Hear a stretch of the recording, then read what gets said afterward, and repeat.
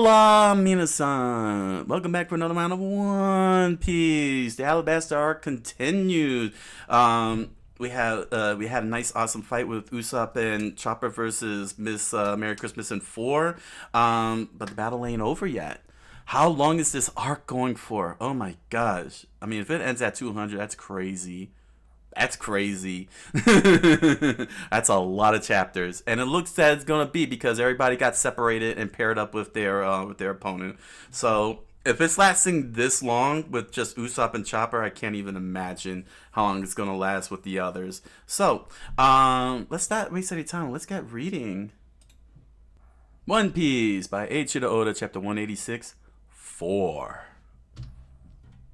Usopp laid smoldering in smoke and dirt as his nose bled out and most of it poured out of his lips. His eyes glazed from pain as the smoke laughed at him. Ooh. And he thought to himself, "Stay down, I'm begging you." And there was Chopper in his reindeer form, four-legged, huffing and puffing like a snarling animal, with his horns locked on, his eyes set sight on what is before them, a large puff of smoldering of smoke, and all three of them just sitting there, for Miss Merry Christmas and their little pet dog, all smoldering within the flames that he ignited, and the smoldering smoke laughed once more. Ooh. Matt Damon, Forrest said within the veil of the smoke. Chopper replied, "He's alive," and thought to himself, "This isn't a good. I've only got the half of the rumble balls of power left." Usopp, trying to play dead, immediately screamed out, "No, no more!" Usopp and and Chopper saw Usopp running for his life with absolute fear, kicking up the sand behind him. "I've had enough. I don't want to die. There's no way we could beat those monsters." "No, Usopp. There's no running away from them." And that's when Usopp slowed down, and he heard a familiar voice. "Yes, right. Yeah." Miss Merry Christmas had emerged out from underneath the sand and clutched onto his left leg and held onto him tightly, freezing him in place. "You punks tried to get cute with us, eh?" Chopper screamed out, "Usopp!" as he watched his friend struggle to break free from Miss Merry Christmas's grasp. "You're not gonna run away from me now, are you?" "Ah! Ah!" Usopp screamed. "How fitting that a feeble captain like yours would have a cowardly crew." "A feeble captain?" Usopp replied as he continued to pull his leg off out of Miss Merry Christmas's claws. "You calling Luffy feeble?" "Our boss, Mr. Zero," she replied, "finished your Luffy hours ago, and now the rebellion has begun. You're no match for us." Yes. Chopper's eyes grew wide, and he said, "Luffy's dead?" "You..." Usopp's eyes suddenly turned red, and his face was veiled in a shadow. "You're lying, you old mole!" "What?" she replied. "Luffy couldn't have died. No way he'd lose to your old sand croc." And Chopper let a bead of sweat slide down the side of his head. "Oh?" Miss Merry Christmas asked. "What makes you so sure?" "Luffy's gonna be the king of the pirates someday. There's no way he'd die here." For once in his adventure, he spoke the truth, and Miss Merry Christmas became silent. She thought it over, comprehended what he said, and then slapped the sand before her. King of the Pirates. And Mr. Ford joined in. Ho, ho, ho, ho. King of the Pirates. Don't make me laugh.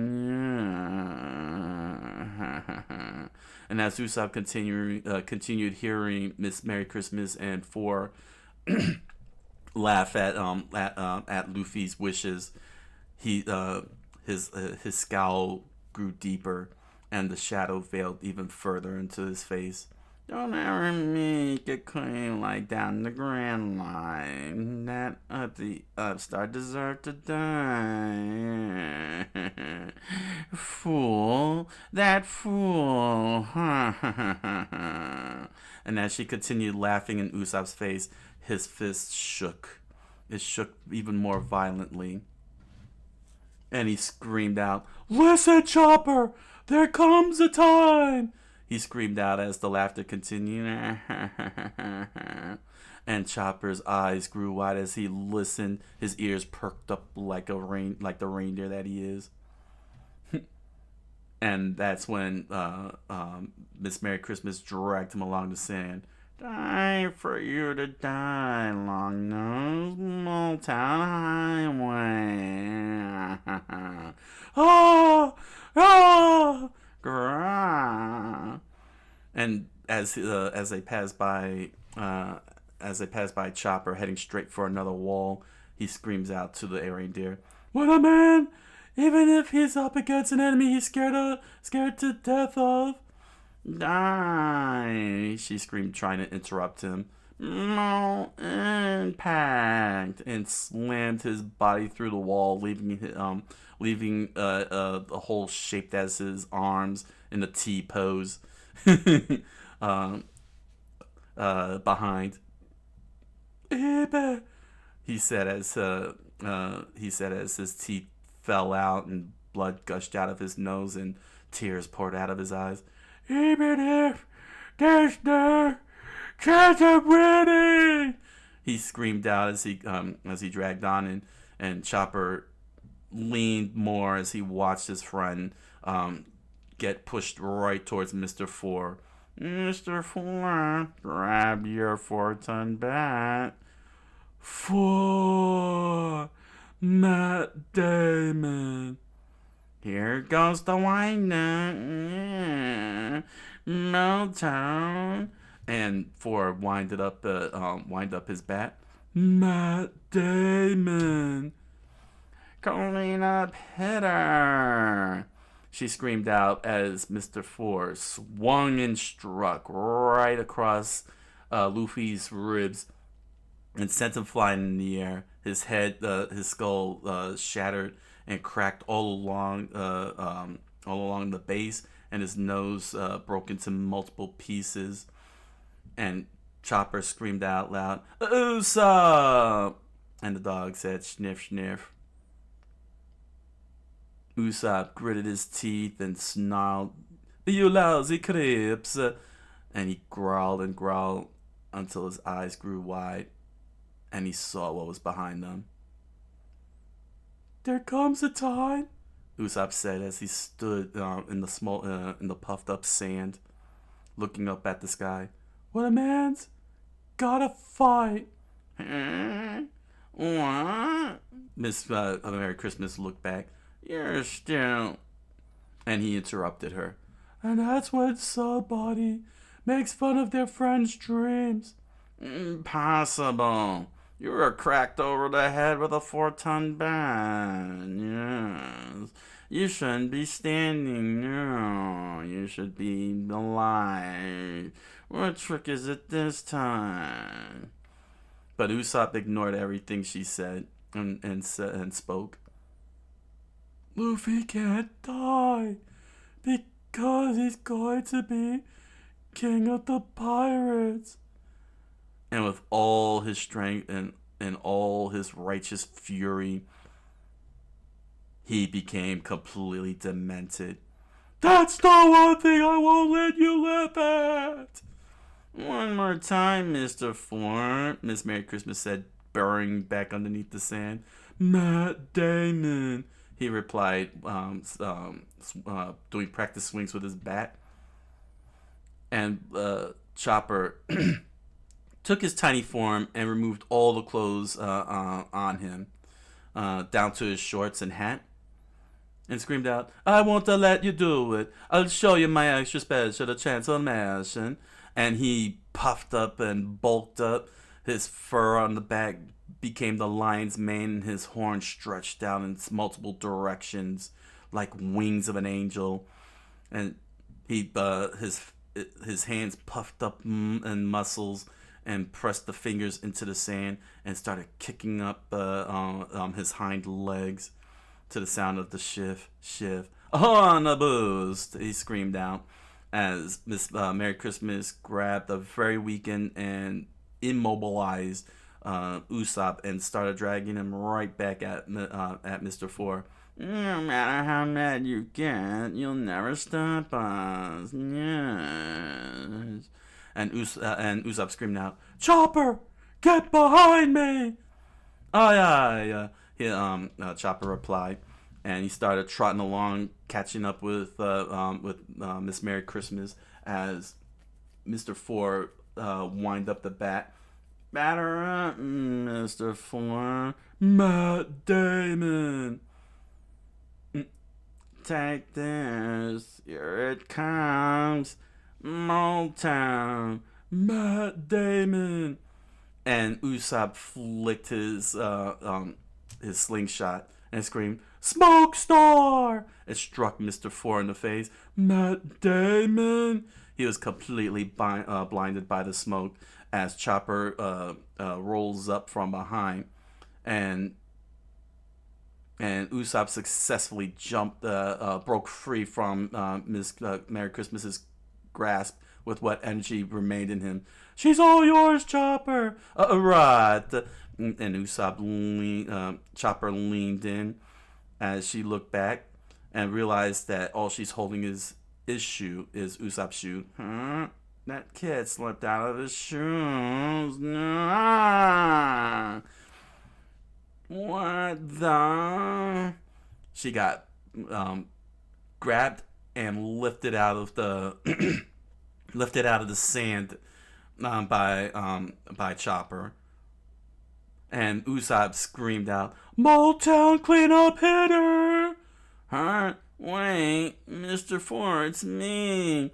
The smoke completely masked her as as Chopper pushed her right towards Mr. Four. "Matt Damon." He wound up, swung the bat, no, and delivered a home run, sending Miss Merry Christmas out into the sky.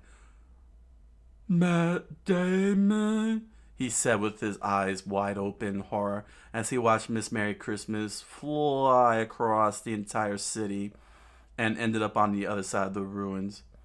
And all the dog could do was just sniff and watch on and snort.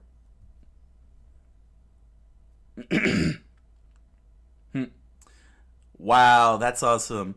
"Hey you, look over here," Usopp said as he stretched the rubber band that was tied to Usopp's antlers. "Killer Usopp's hammer shooting star!" And he released it, the full stretch and force, but provided by Chopper, sent the hammer right in Mr. Four's direction. "Matt Damon!" And he got struck by the attack. He flew right towards the dog and hit him, and they both ended up splatting right into the pillars, creating a crack and shattering the thing in pieces. And they all collapsed right next to Miss Merry Christmas as the dog sneezed again. "Harcher!" And his TikTok ball rolled up. As Miss Merry Christmas and Mr. Four laid out, the dog eyes suddenly turned spiral. The ball said, "TikTok, TikTok, be sure to like and subscribe." And it blew up the whole entire area. Usopp and Chopper won the battle of Alabama's southeast gate. And Usopp collapsed onto the ground in absolute pain. Usopp, Usopp, Chopper said. Don't die. Someone call a doctor. Someone call a doctor. You're a doctor. Oh, that's alright. To be continued. One Piece by Eiichiro Oda. One Piece by Eiichiro Oda, chapter 187, Stalemate. Koza took down a soldier from one of the palace guard soldiers. Gra! Gra! He screamed out as the soldier collapsed from the wound. Explosions ensued. Horses trampling over soldiers. Rebels clashing. It was chaos, absolute and total pandemonium. And and Koza continued running along as he defended himself. Koza! One of the rebels screamed out as he cocked the rifle to the sound of chak. That bullet you took in Nanohana! Forget it. This is a battleground. I need a horse, he said. I'll have to get through the center of the city and over to the north block where the palace stands. The palace? What are you going to do? I'm going to give Cobra one last chance to surrender. That's suicide. The north block will be guarded by the main body of the royal army under Chaka and Pal. Don't give me exposition. Give me a horse. Our own force isn't at full strength yet, and reinforcements will be here soon. There's no need for you to rush in there alone. It may be already too late. Give me a hand. Koza! And cannons fired out once more as Princess Vivi trotted along the town, trying to make her way to Chaka. One of the palace guards saw her running and held his hand up. You there, halt! Are you a rebel? Another soldier said. This is North Block, the gateway to the palace. What do you think you're doing? All civilians must leave the city at once. Do you hear me, woman? This isn't a playground. I know that, she said, as she gathered all of her breath and energy and lifted her body up. Princess Vivi! And they immediately dropped to their knees, feeling like a bunch of idiots, saying what they said. Take me to Chaka. There's something I need them to do. Alabama, South Block, Polka Boulevard. Mr. Bon Clay versus Sanji. According to the map. The cigarette dropped to the sound of tup, and two kicks were delivered between each other. A perfect exchange as Sanji's face pushed upwards and Mr. Tues' face got pushed upwards by Sanji's foot, and they both flew into the buildings on opposite sides, causing debris and smoke to billow out. Darn that greed! Sanji said. Wow, what a kick. He countered my oh come my way karate. Interesting.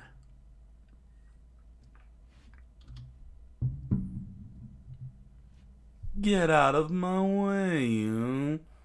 If you want to get past, it'll be over my dead body, Sanji replied as he watched Mr. Two pirouette and dance around as explosions billowed in the background.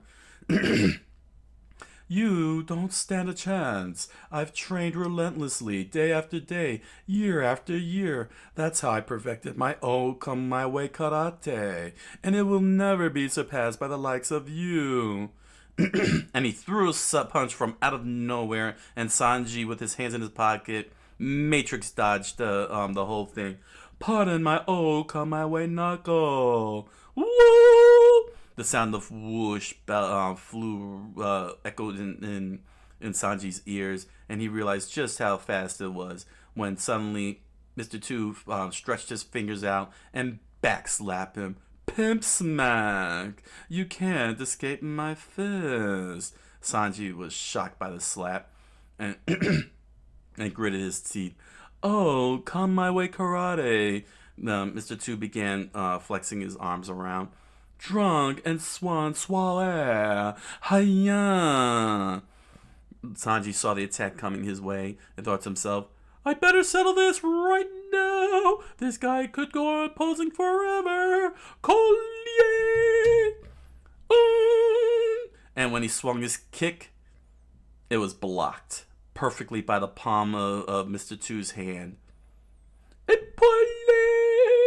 Sanji threw another kick. Do! And he continued with another swing.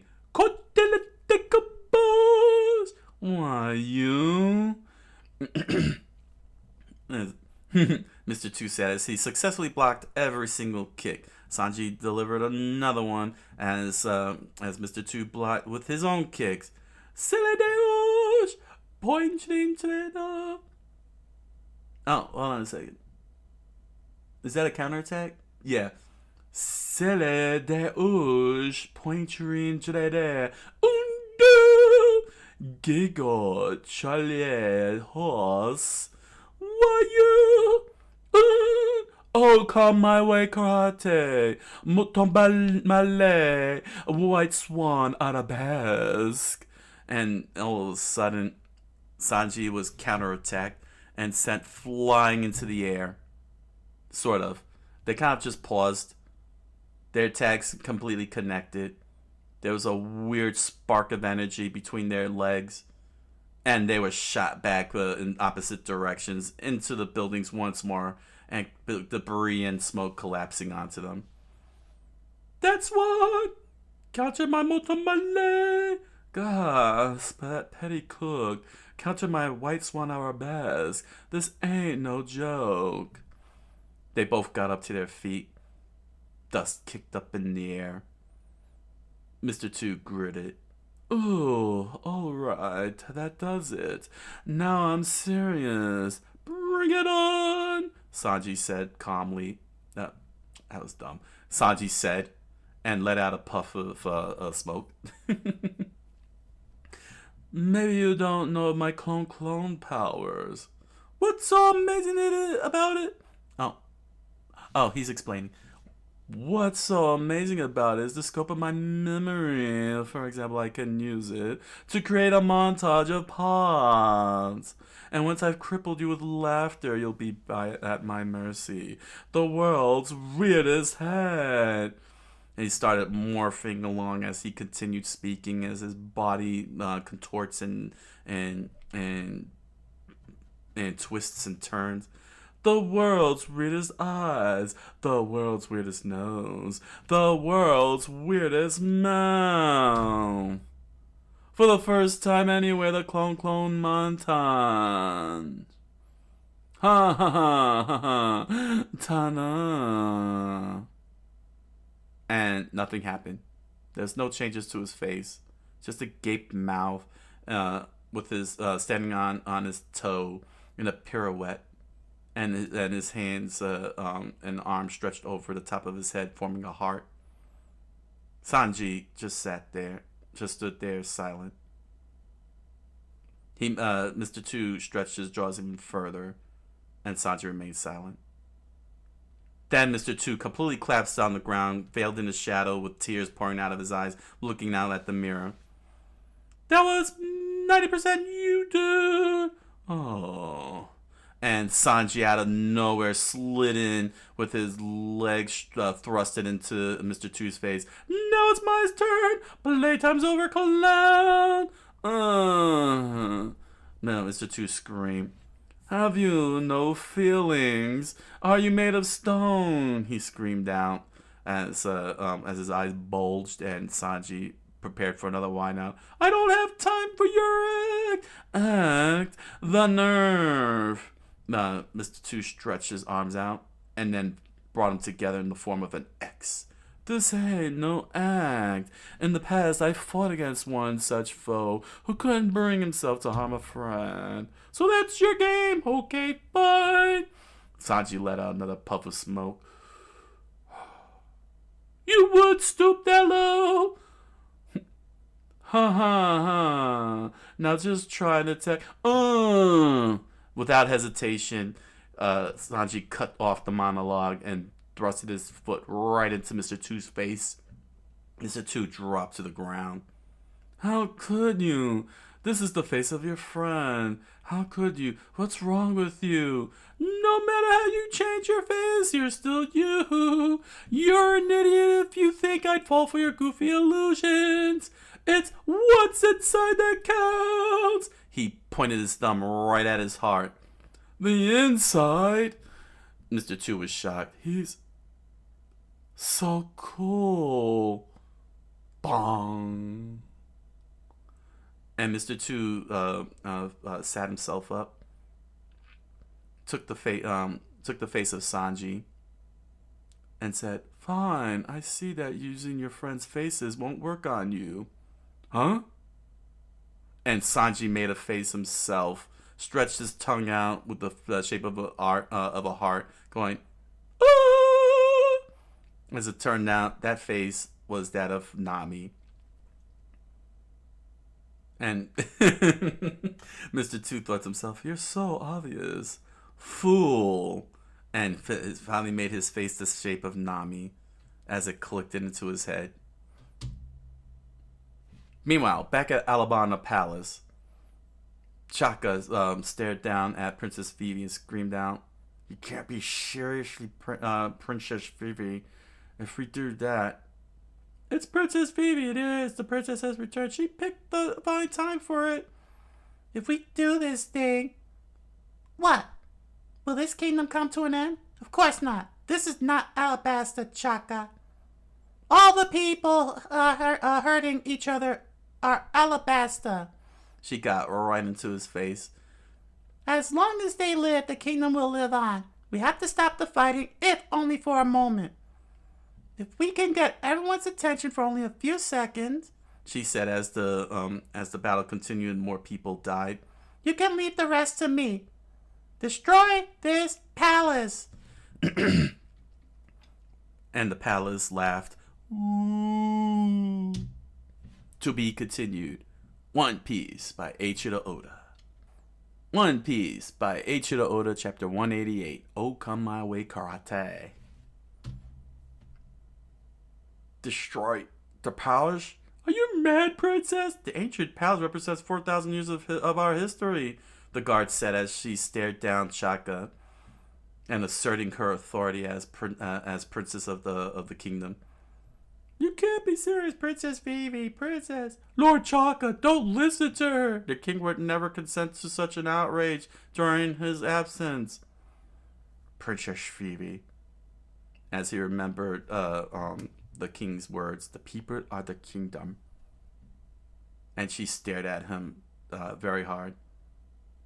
And he let out a light smile. And everyone was like, "Oh!" He smiled. "Oh my gosh," he smiled. "Oh my gosh, what does this mean? It's an omen. We're doomed! We're doomed! Oh my gosh, we're doomed." He's smiling. Why is he smiling? Help us, help us. Oh. And that's when he dropped down to his knee. He kept his head down before Princess Vivi and said, "Ask your wish." No! Meanwhile, back at the boulevard, Mr. Tue stomped on Sanji's head, and blood splurted out of his mouth.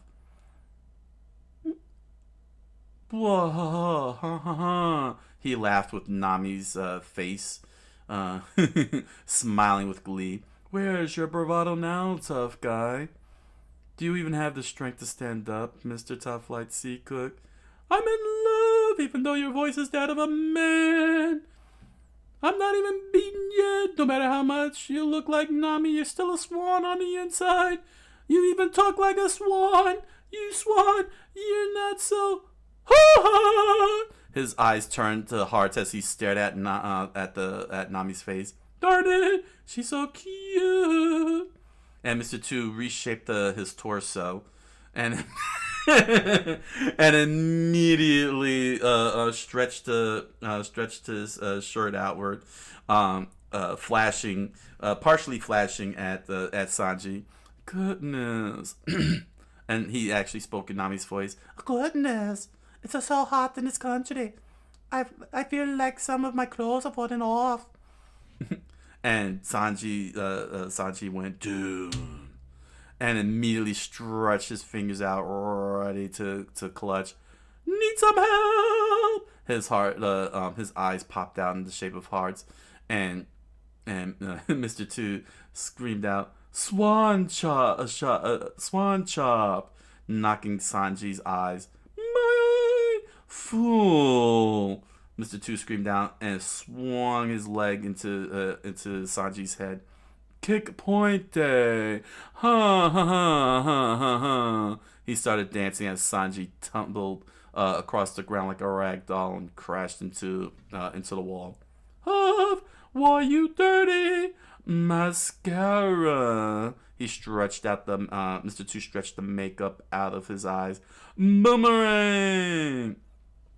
And as Sanji was ready to kick Mr. Swan in the face, he immediately changed his face back to Nami. "Oh, please don't kick me," he said with Nami's voice.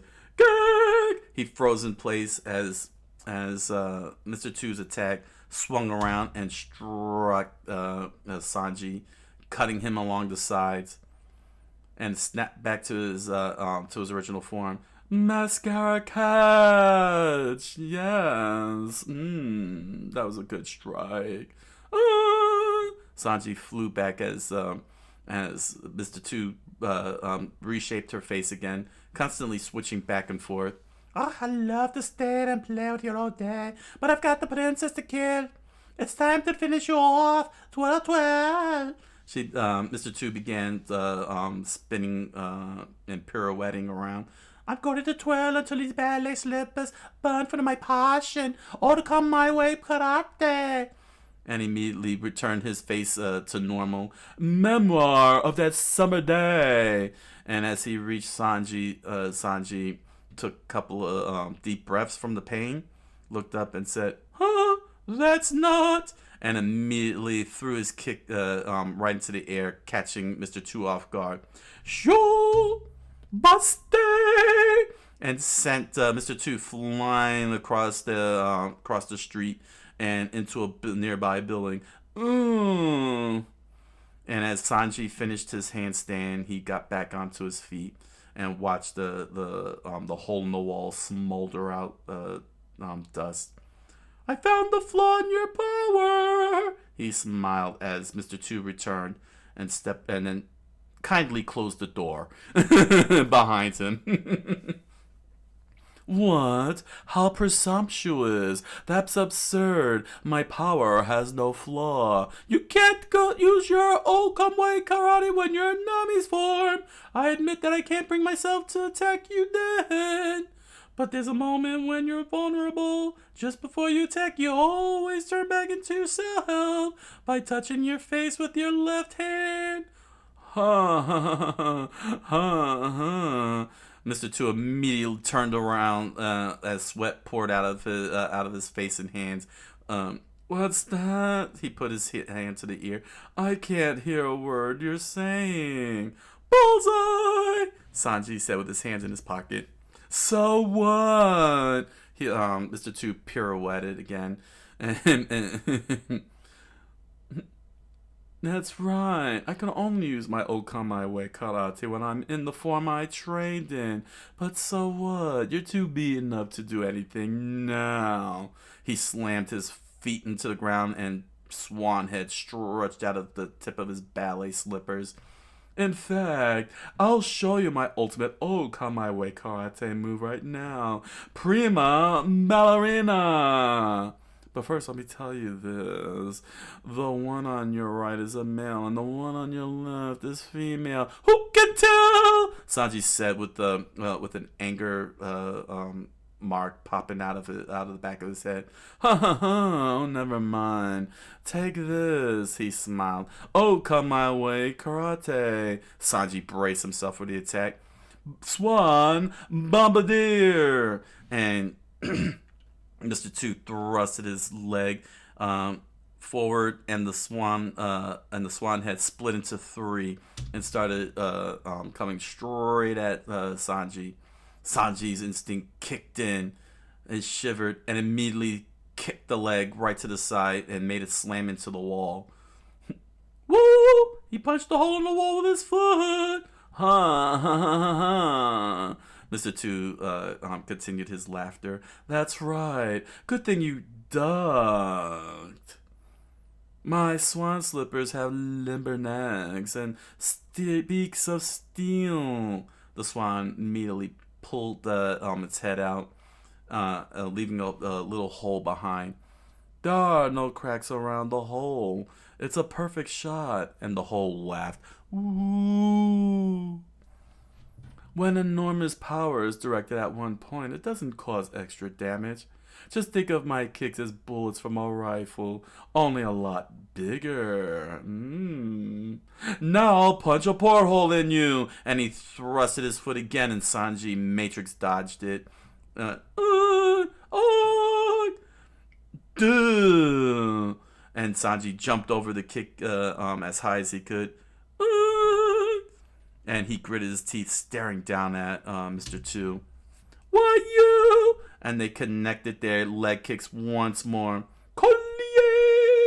And they stared at each other down as Mr. Two overpowered Sanji this time.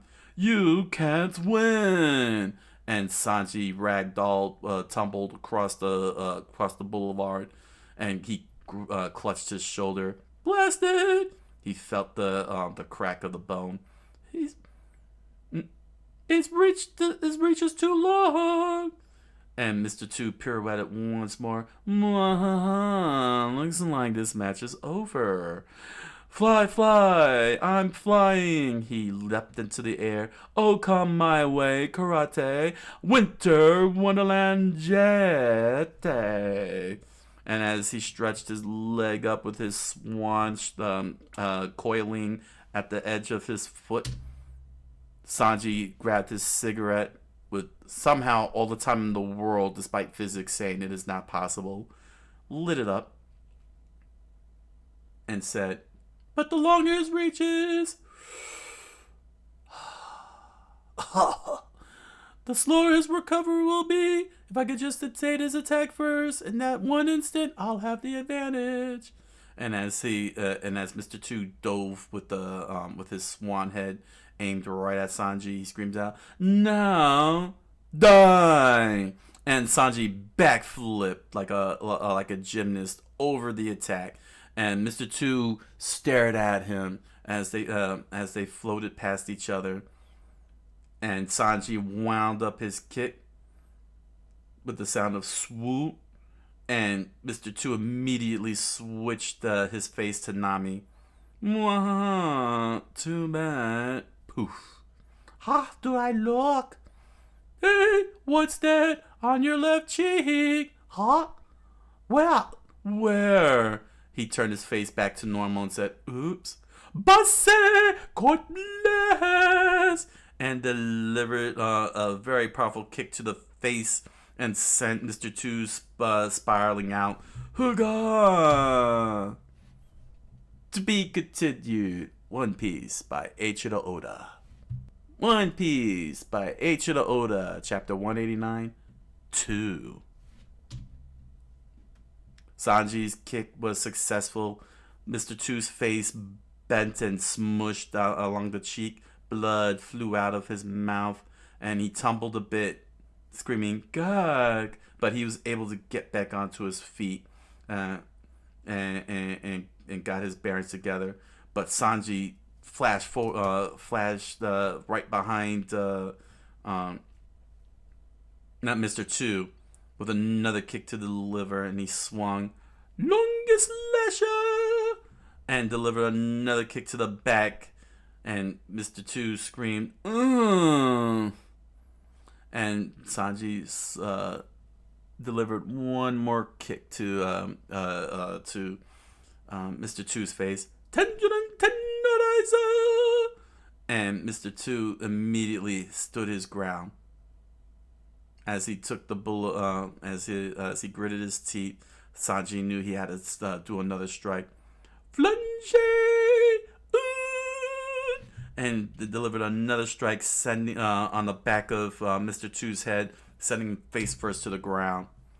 but he held on because he got struck by the swan. It pierced right into his belly. Almost. It was a near strike. Mr. Tues survived. They both stared at each other, and suddenly they both got on their hands and began spinning around. Why you cute crippler? And as they both did spinning bird kicks at each other like a pair of Chun-Lis, they struck each other hard and tumbled away from each other. Then they immediately flew right back and delivered more kicks, handstand kicks, and helicopter kicks, and spinning bird kicks. Quizzy Crusher, you Hunya Jare. And they began to struggle even more as they felt their legs, the shock of their legs running down their spines, delivering pain like no other. They both collapsed onto their knees, taking long huffs and puffs. Then they dove at each other once more to the sound of their bones cracking. Vengeance! Swan Bombardier dive! And they flew past each other as if their legs were a pair of samurai swords clashing against each other. They both felt pain. They landed on their feet, and they stood tall to the sound of the boulevard laughing at them. Ooh. And that's when they felt their legs completely vibrate. Their hearts began racing faster and faster like nothing they've ever felt before. Gah! Mr. Tues spun out somehow and and crashed right into the wall as Sanji dropped down to his knees and his cigarette billowed out of his mouth. And he collapsed. Moments later, Sanji got up to his feet. Mr. Tues, now unable to move, just laid flat on the ground. Gib, you're still breathing? Amazing! Sanji took a long puff of his cigarette. What? All you have to do is transform into Nami again. I won't be able to finish you off. Don't make me laugh. Oh, God. I can't even move. Why put off the inevitable? You win. So kill me, he said. Sanji just took another long puff of smoke. The organization will eliminate me anyway for failing. He looked up at Sanji, waiting for him to do something. Well, what are you waiting for? Hurry and finish me off. Sanji's hand stretched out, and Mr. Tues' eyes grew wide. It was a good fight.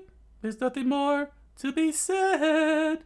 He smiled, and Mr. Tues slowly lifted himself up and let out a chuckle.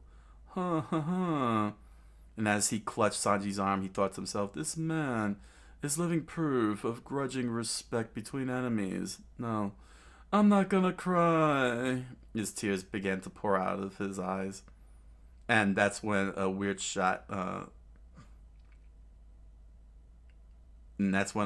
whack happened. And he laid out on the ground. Later! I'm taking back the goggles! He walked away with his hand in his pocket, spinning the goggles in his hand. So, are you going to finish me off? Gah! And blood splurted out of his mouth. Alabama South Block, the Battle of Polka Boulevard. The winner, Sanji. The spoils of Victor, a dubious friendship. Sanji, Mr. Tues earned Sanji's respect as he pulled, as Sanji pulled on his tie to stretch out his collar and took a long puff of smoke. Looks like I broke some more bones. Chopper's not gonna like it. Back at Alabama Palace, The soldiers started mustering about with Phoebe's orders. Gather all the explosives we have. Are they serious about this? But what about Alabasta's history? The soldiers said as they all stood outside. Be patient. Everything will be ready shortly. And at the top, with all the cannons aimed, Chaka spoke to Vivi. I don't know what to say. It's all right, Chaka, she said. I understand. There was no other solution but to counterattack the rebels. You dealt with the violence admirably for more than 10 years without Igaram to guide you. Still, I feel shame. I'm sorry. I had to leave like I did, she said, as she watched the rebels and the soldiers clash swords and fire muskets at each other. But it isn't over yet. Even if we succeed in putting down this rebellion, as long as he remains alive, this kingdom will never know peace. I'm so worried about them. She thought of what Zolo said. You have to survive, no matter what happens to the rest of us. Princess Phoebe, Chaka said, in the 2 years you've been away, you've grown wise as well as beautiful. But this war is over. When this war is over, we must throw a grand celebration for those pirates. Defeat me, she remembered Luffy's voice. Yes, she replied. After I kick that crocodile's butt, dude, feed me till I explode, okay? I want a righteous meal. One of the guards arrived and quickly knelt to the ground. Lord Chaka! What is it? Here in the palace. Tut, tut. Ugh, tut, tut. It was Crocodile, standing at the top of the balcony as the guard completely collapsed on the floor from his attack. You're paying attention to this game, Miss Wednesday, he said as Chaka and her looked up above. This is my new home. You're trying to demolish? I've always liked palaces. He smiled as the veil of darkness shadowed his face. It's a perfect palace from which to look down on vermin. Crocodile! The fiend, Mr. Chaka thought to himself.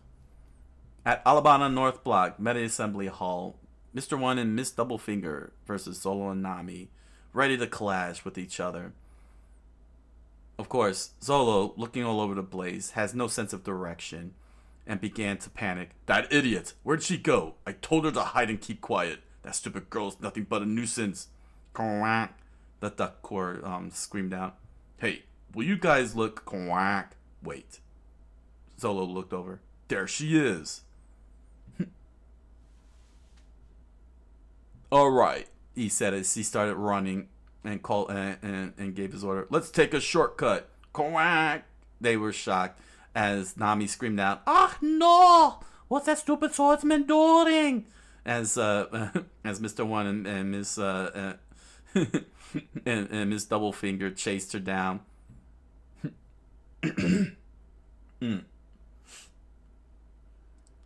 Pull one in the guide of killing, Mr. One said. Crush the weaker target first.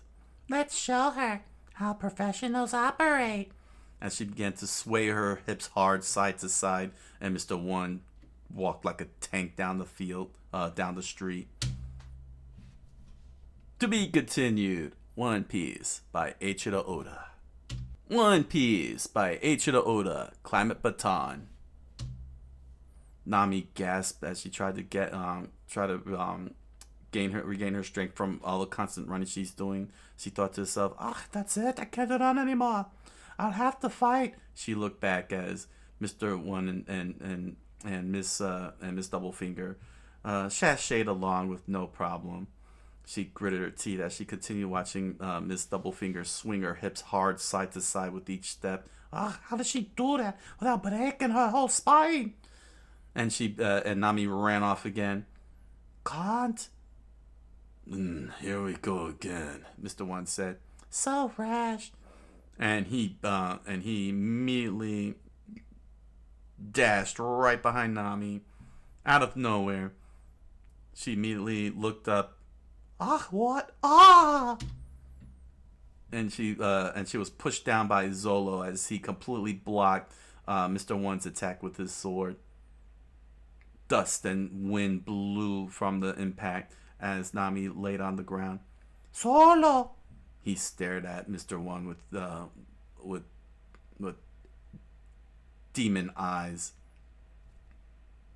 as the entire building behind him completely splintered vertically. Ah, the stone column! Nami screamed. Broke vertically! And Jojo posed with his sword looking out. Broke, not lightly, he said. That was the sound of a sword. Meddling, Mr. One said, and Solo swung his sword once again to the sound of whoosh. Mr. One blocked it without losing a single digit, without a single slice, without any blood splurting out. And the impact caused the whole entire area to shatter and break into pieces. What? You cut that with your arm. You cut that with your arm, didn't you? Mr. One said. Oh, okay. No, Solo said, you cut that with your arm, didn't you? And Mr. One stood silent. Quite a weird body you got there. And they separated from each other to the sound of flash. So, you figured it out. Thanks to that dice fruit, I'm a human sword. And you're the swordman who took down 100 men at Whiskey Peak. A few years ago, Mr. One continued, on the East Blue, you also turned down an offer to work for Baroque Works. What kind of integrity is that? You're that pirate hunter, who took down Mr. Seven, right? And Solo smiled. That brings back memories. But it wasn't my fault. You guys rejected my conditions. I told your agent I'd join if I could be the boss. Huh? Miss Doublefinger laughed. He's funny. Instead of agreeing to my demand, he attacked me, so I dealt with him. And Solo smiled even further. Do you have a new offer for me? Of course, I'm not interested in being the boss anymore. Only an idiot would want that job. And Mr. One dove in with his sword arms, and Solo quickly clashed and blocked each one. Oh, Miss Doublefinger said, to her surprise. Don't get cocky with me, Mr. One said. You're just a swordsman of a little band of no-account pirates. So what if I am? Solo replied. What are you? You're a mindless puppet who's been sold a fantasy world. He pushed Mr. One off of him. Or maybe you're more of a hollow tin soldier. His taunts continued. And Mr. One dropped his arms and said, Miss Doublefinger, you want me to stay out of it, don't you? Be my guest. She began sashaying back as her hips quickly 90-degree angled with each step. I'll deal with the girl. Darn it, Nami, he screamed and saw that she wasn't even there. She's gone. But because he was distracted trying to watch out for Nami, Mr. One stretched out with sword for fingers. And Solo immediately turned to Mr. One's attention. Meanwhile, elsewhere in the city, Nami ran through the streets trying to find a place to hide. She leaned on the wall, completely desolate, as she can hear the sounds of the of Zolo clashing swords. And that's when she had a flashback from her fear. Build you a weapon? Ah, that's right, she said to Usopp back on the merry-go, as Usopp was fine-tuning his own weapons. You know what? I want you to make me a special weapon for me. I mean, I know I'm not a fighter like the rest of you. I'm stylish and attractive, but what are you talking about? Get to the point, woman. I don't want to be a burden to anyone anymore. I want to be able to fight, especially now, she said. And for Vivre's sake, I need something so that I could take on the enemy myself. You understand that, right, Usopp? But there's not much time. We'll be in Alabasta soon. He raised up one of his goggles, and Nami's eyes shifted to the side. Ach, you're right. There's no way I could become stronger so fast. Sorry I bothered you. And then Usopp continued tinkering with his equipment. Stop right there, he screamed as he heard the door open. Don't you know there's no task? He pointed to himself. Too difficult for Usopp. Ach, you doing it? Thank you, Usopp. I love you. Now, about the cost of materials. Thank you so much. Yeah, but weapons like this don't come cheap. I'm counting on you. And that's when she held three sticks with something at the edge there. That's right. What am I doing around and hiding? I said I was going to fight this time. And she thought of Vivi screaming out, I won't let Baroque works have their way in this country anymore. Nami leaned back on the wall. I guess Vivi wasn't able to stop the rebels at the city gates. I hope she's alright and the others too. She gritted her teeth and summoned and inhaled a lot of air and summoned up some courage. Okay, and she screamed out loud, I just have to do it. She's the only one woman. I can take her. And she got struck. Blood splurted out of her chest. And she looked up in the air and immediately curled up into a ball and collapsed on the ground. Ach! And more started pelting along the wall to the sound of shunk, shunk, shunk, shunk, shunk, shunk, shunk, shunk. She nursed her shoulder and saw the whole thing, all the holes, create a makeshift door, and Miss Doublefinger slapped it to the side, and she began to sway her hips with each step. It's no use, little girl. No matter where you run, no matter where you hide, I'm always here. Ah, Miss Doublefinger. And Nami thought to herself, was that some sort of spear? Or is this one of those powders? And suddenly, Miss Doublefinger made a bunch of spikes form around her wrist. Have you figured it out? I'm a human spike. I ate the spike fruit. I can produce spikes from any part of my body. She shifted her hips to the left. Oh, spikes that can pierce stone walls like they're a cardboard. She wants to make a human pincushion out of me. Nami says she stood to her feet, clutching onto her shoulder. She then grabbed the three sticks that Usopp made for her. Oh, are you going to fight me? Miss Doublefinger smiled as Nami stretched them out to the sound of ka-chunk. Oh, I'll fight you, and I might even win. You're testing my new weapon, the climate baton. She put them all together and formed into a giant staff. Usopp, I'm counting on you. She thought to herself as she flexed them together. As Miss Doublefinger put her hands on her hip, unimpressed. You can summon the clouds. You're gonna make it rain. You can stir up the wind. And once in position, this miraculous baton can cause extraordinary changes in the weather. What? I'll start with Sunny. She formed it into a triangle. And now I press the button. She thought to herself. Fine temple! She screamed out.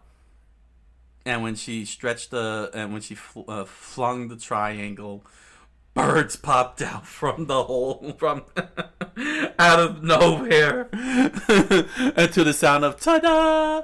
Oh, what a surprise! Pigeons! And she immediately threw the weapon to the ground. That idiot! And she collapsed onto her knees. Her head slumped over,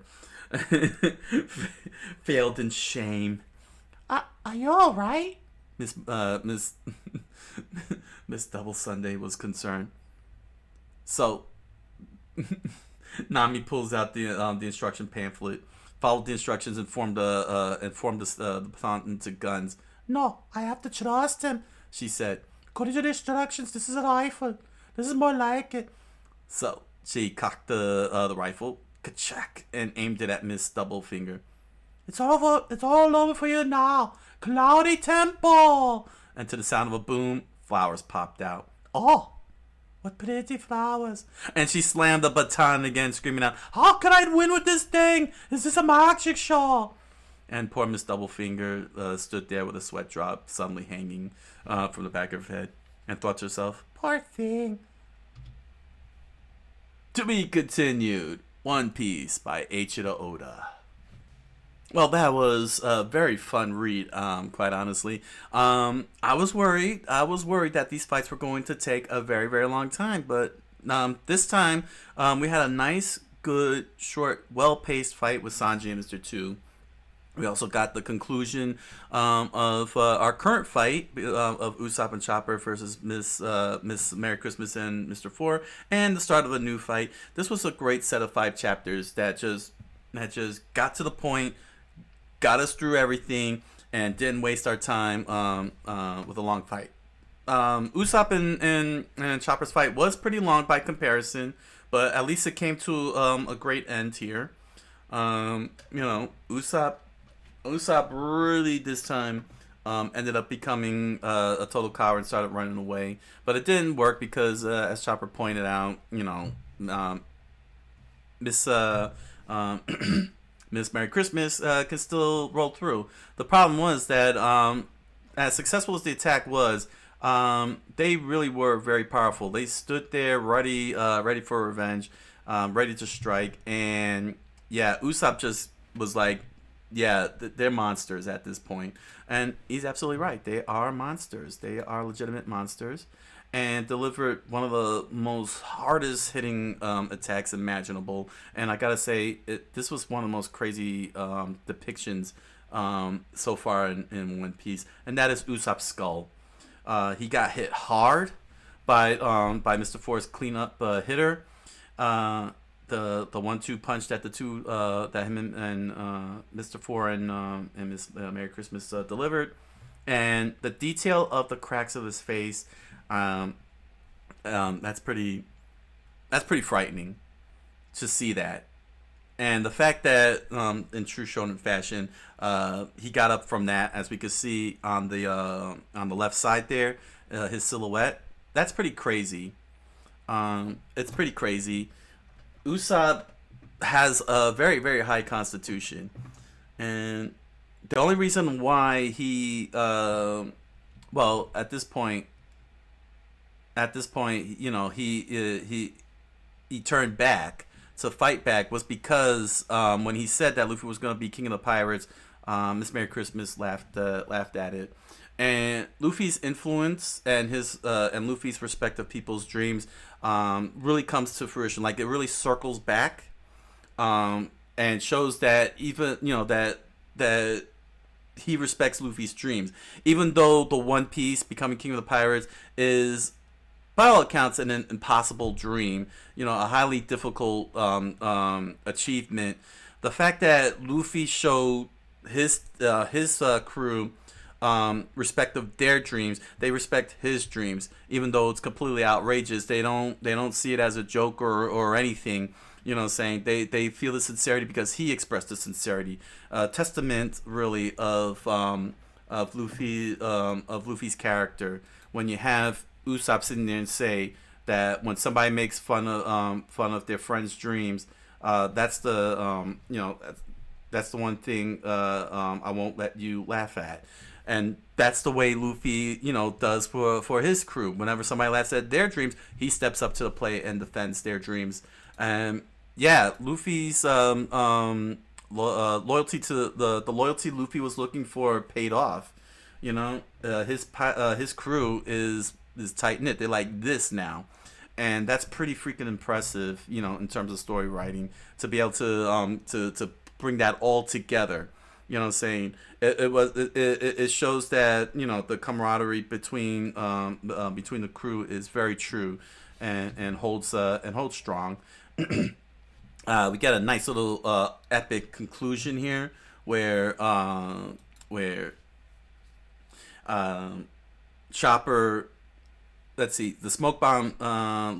Usopp delivered a smoke bomb, blinding Mr. Four. Mr. Four is a bit slow, and Chopper was in his reindeer form, as we see here on the left, uses antlers to lift up Miss Merry Christmas, and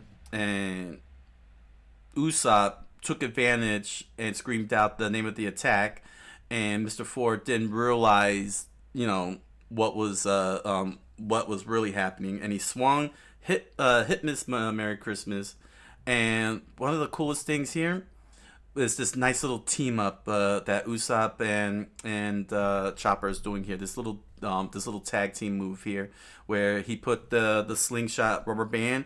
He made a slingshot out of Chopper, and put a hammer and sent a hammer his way. Because of the fact that the rubber band is a lot more stretchier, and Chopper, of course, being muscular and buff and part animal, part human, has the strength that to be able to not get pulled too hard, back, giving the perfect anchor. Basically for Usopp to deliver the hammer shooting star, because the hammer is very big, it's very heavy, and it strikes Mr. Four right back to everybody, right into the whole crowd. And of course, the dog spits out a tic-tac ball, blows up, and they win. Basically they got the coup de grace. Very good. It was still a good fight, and it was great seeing Usopp. Once again, a very well written coward. You know what I'm saying?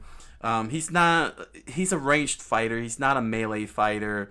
And even though he did have Chopper there as a melee fighter, Chopper is still a doctor, and fighting, melee fighting is not his forte. It's not much of, even though he can melee fight, Chopper can melee fight, but he doesn't have a refined melee fighting compared to, say, Sanji and Luffy and Zolo. He's really more doctor, so there's still limitations, but he does use his strength. But because he has so many different forms, he uses them to different to his advantages, pending the situation. So he's more of a utility fighter than anything else, which is pretty cool, and that helped Usopp in the long run to be able to do what he could to finish them off.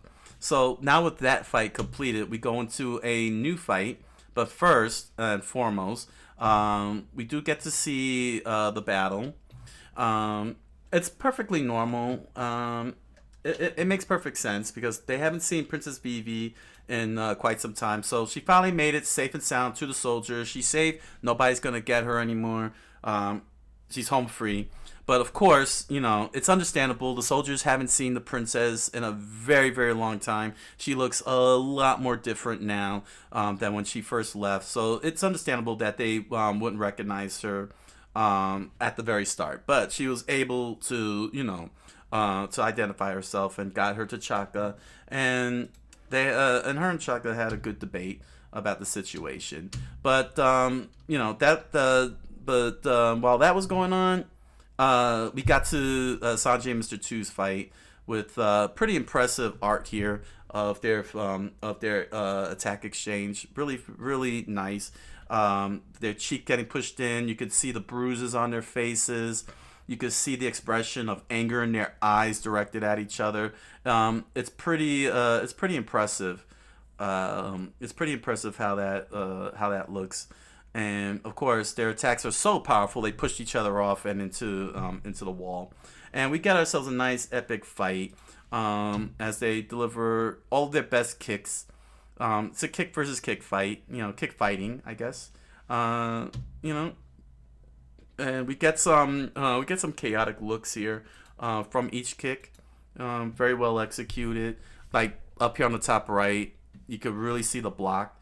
And then the counter strike and more blocks, and more blocking and more blocking. Like, it was very well done. And then they both did their connected on their signature moves, and once again they get pushed back. And I like how this was done. Like, you see this little spark of energy, and then they get pushed back. Pretty shonen. That was a pretty cool shonen move on there on that part.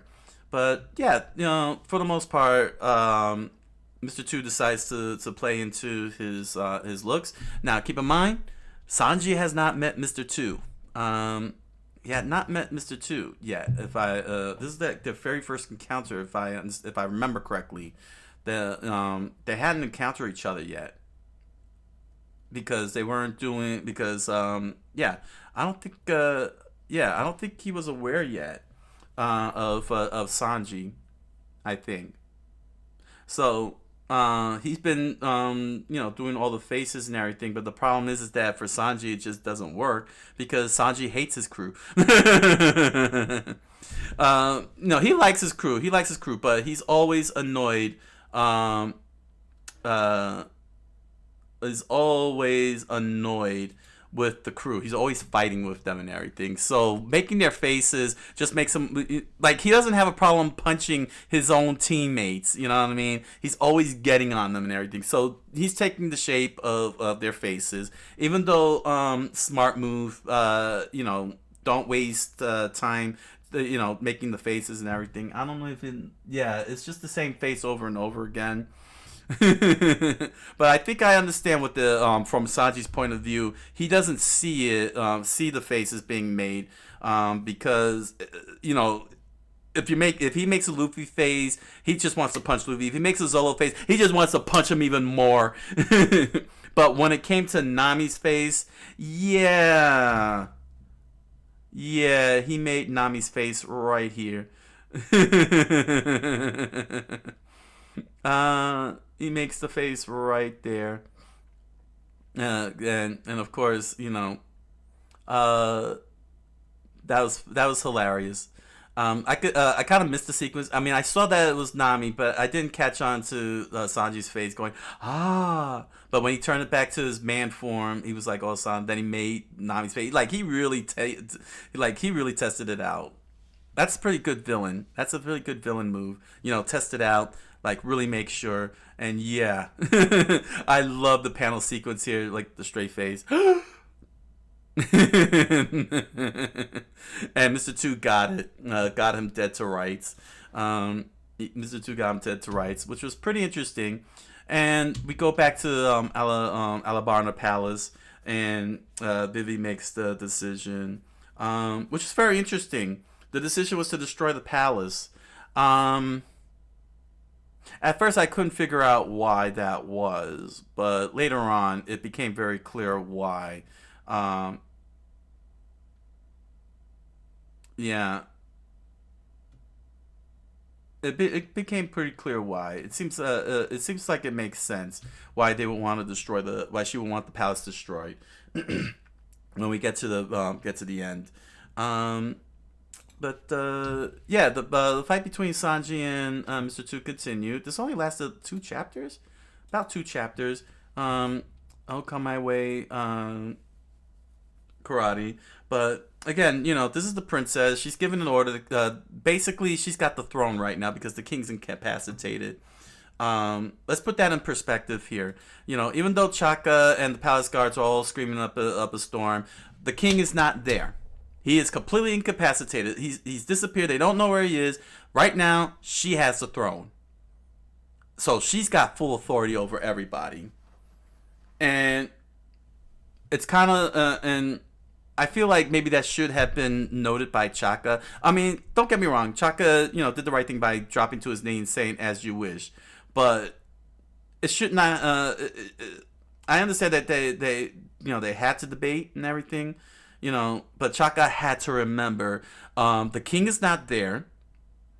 She's there. She has the throne. She is the queen. At the very least, she will become queen once the king passes on. She is going to be the queen of the country.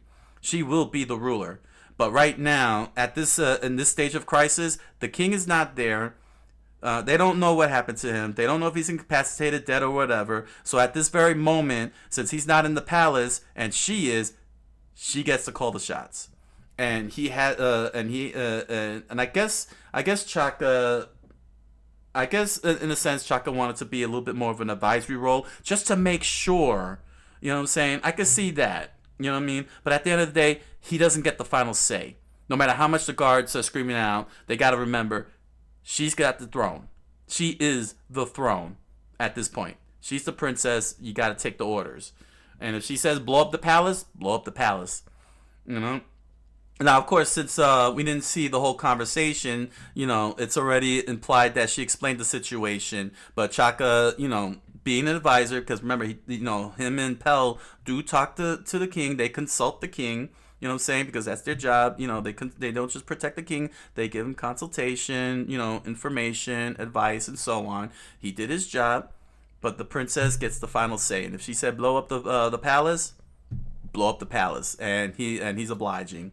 But I guess he just wanted to make sure, saying that that her experience is not clouding her judgment and everything, and that's understandable. And he lets out a little smile and said, "Let's do it," because she is, she has the throne right now until well, they don't know until the king comes back from their point of view in the story. And we go back to the fight, and of course, Mr. Two Sanji has some serious issues, man. He knows. I don't understand Sanji. He knows that's not Nami and her boobs. And he still keeps falling for it. It's like, why? Why? I mean, look at it's not even her outfit and full body. It's just only the top half. It really I know it's for comedic effect and everything, but come on, you could only allow the stupidity to last so long. Sanji knows this is Mr. Two and not Nami. There is absolutely no reason for any of that, but in a very comical sense, though. For comedy's sake, for rule of comedy, his eye pops out in the shape of a heart and the eye gets slapped.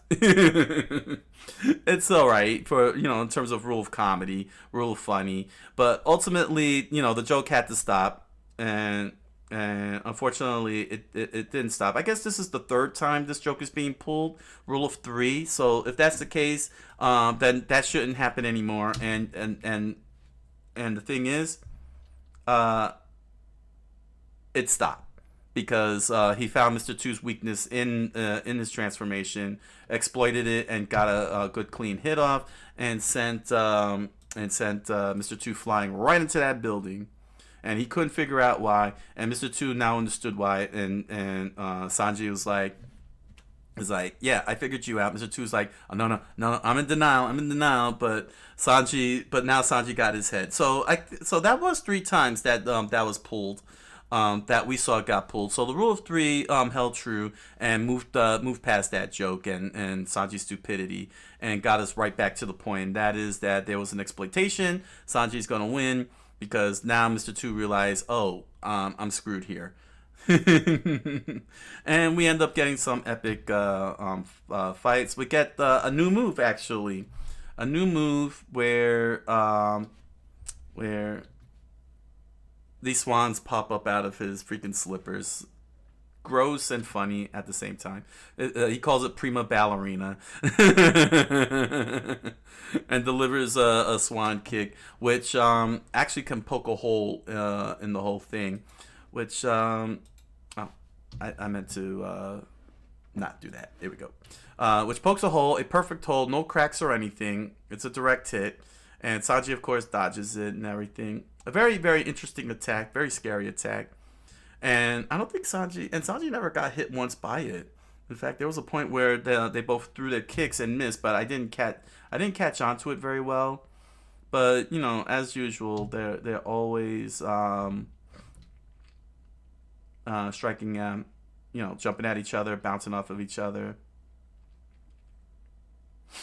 But yeah, this time around, you would think, oh, come on, we're doing this again. Sanji's gonna fall for it, but no. This time he got his head together and tricked him into saying, "What happened to your cheek?"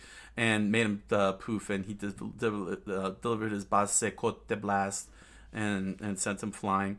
So yes, the rule of three was definitely in effect. It got it through, got it done, and got us to this point, and the payoff, which was pretty cool.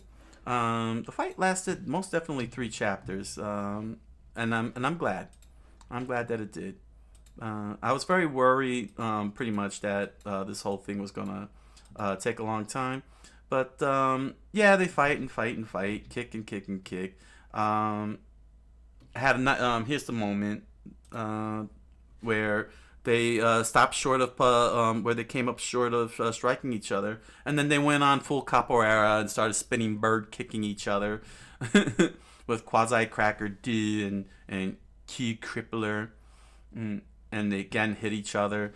Very very blurry. I don't know how I feel about the blurriness. I guess Oda-san didn't want to go into great detail on how the kicks look and everything, and just blurred them out. And that's fine as long as the impact hits really show and shine. It does for the most part. Pretty good use of impact strikes and so on. But yeah, ultimately they had a samurai, one of those samurai moments. Saying that classic anime. Saying they like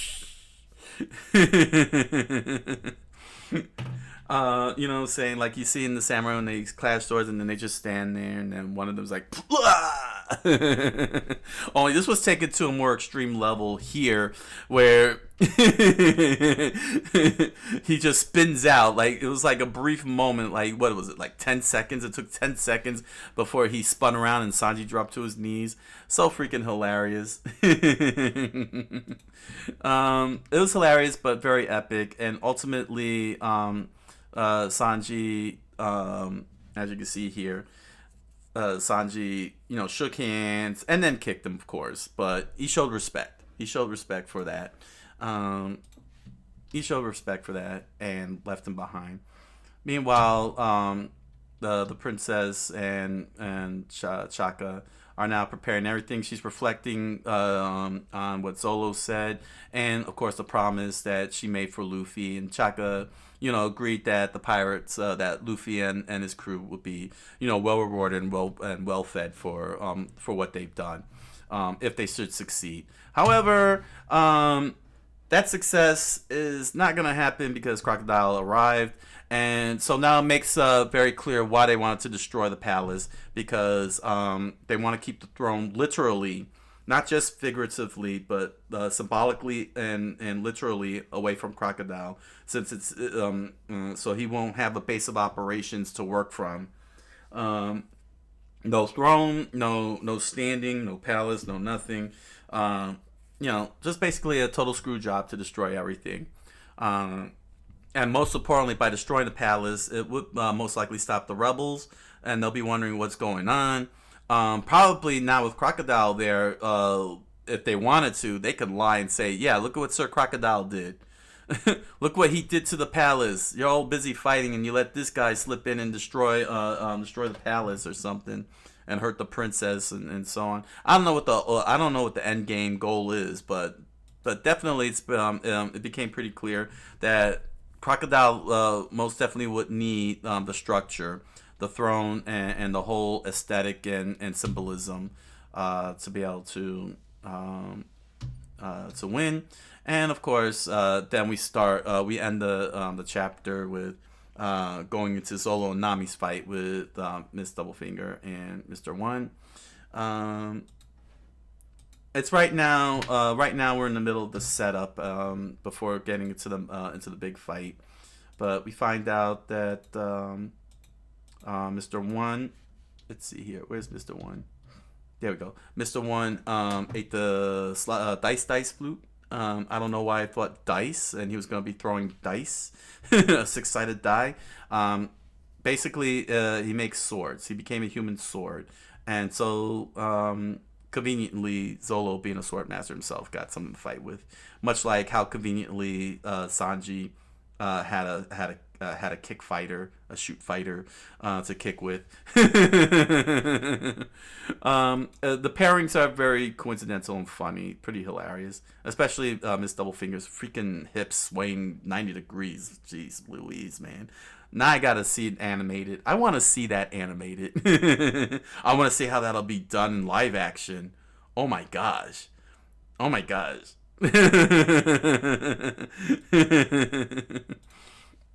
Oh man. But yeah, him and Mr. One's clashed. Then Mr. One asked Miss Doublefinger, to stay out of it, and she obliged.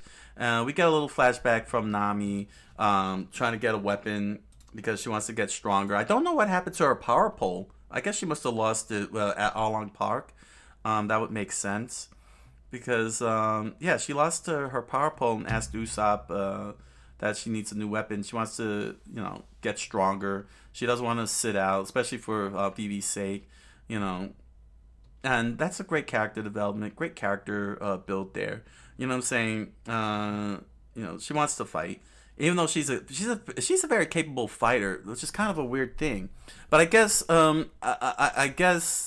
I guess the strength that she had with regards to Arlong Park was because it was directed at Arlong Park. But now that that weight of Arlong Park got lifted off her shoulders, she lost. I guess she lost that will of more of the will to fight, not strength, because she's got good strength. She's got great strength, But that will to fight kind of got lost on her because her will to fight was against Arlong.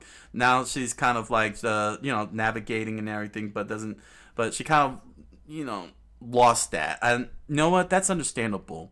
That's understandable because she was dealing with trauma, a horrifying traumatic experience with Arlong throughout from childhood and into her teen years, whatever age she is. I'm assuming she's a teenager, like 17, 18, older teen years. You know what I'm saying? And and now that, Arlong Park was resolved and, her people are safe, the village is safe, her sister is safe, saying she's out on this now, this journey, with Luffy being the navigator and everything, and that edge she had, kind of got lost on her. And you know what? That makes perfect sense. That makes perfect sense. She needs to, she's discovering a new resolve, saying a new purpose, because this is, she's getting into all these fights, now with, alongside Luffy and the crew. And, she feels like, yeah, she needs to get back to her game and elevate it up more.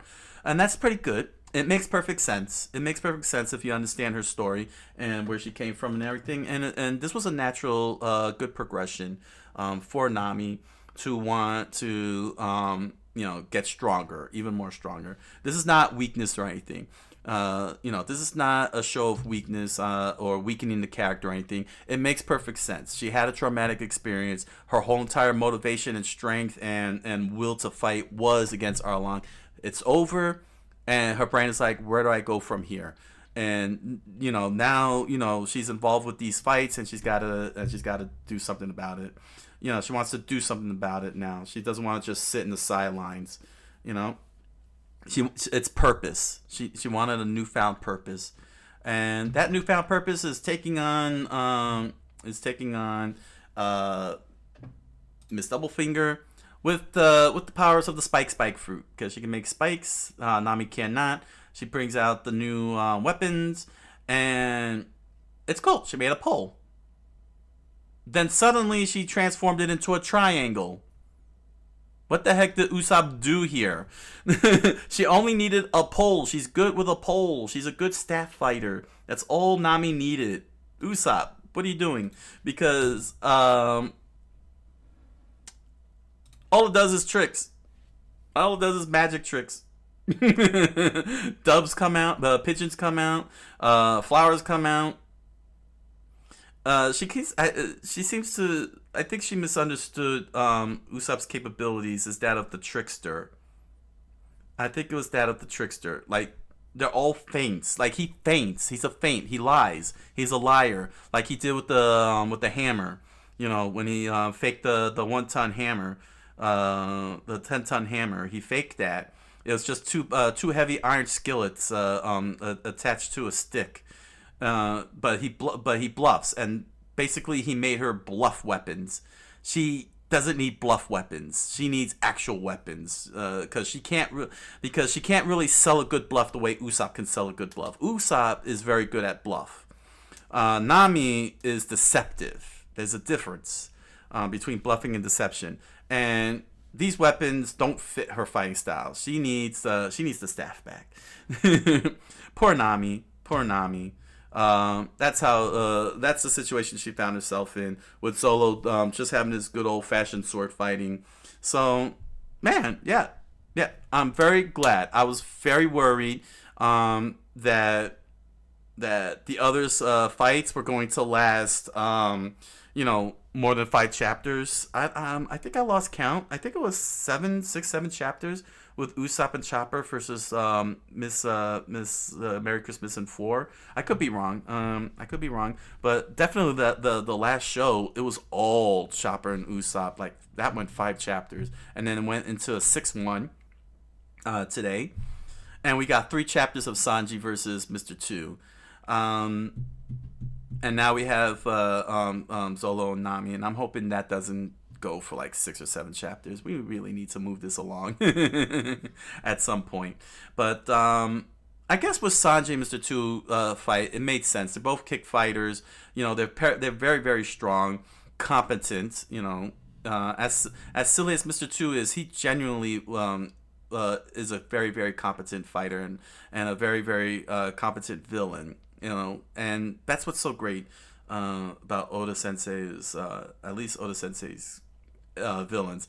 With the exception of that one whole situation with Sir Crocodile back at Rain Base and the stupid Dr. Evil trap, style trap. The villains are not overly incompetent.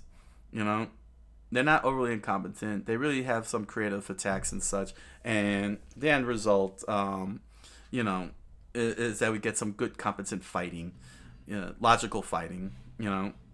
Sure, there'll be some jokes there, like Sanji falling for Nami 3 times, but at least it was a rule of 3 play on hand, because Sanji figured it out and was able to overcome Mr. Two's transformation and looking like Nami.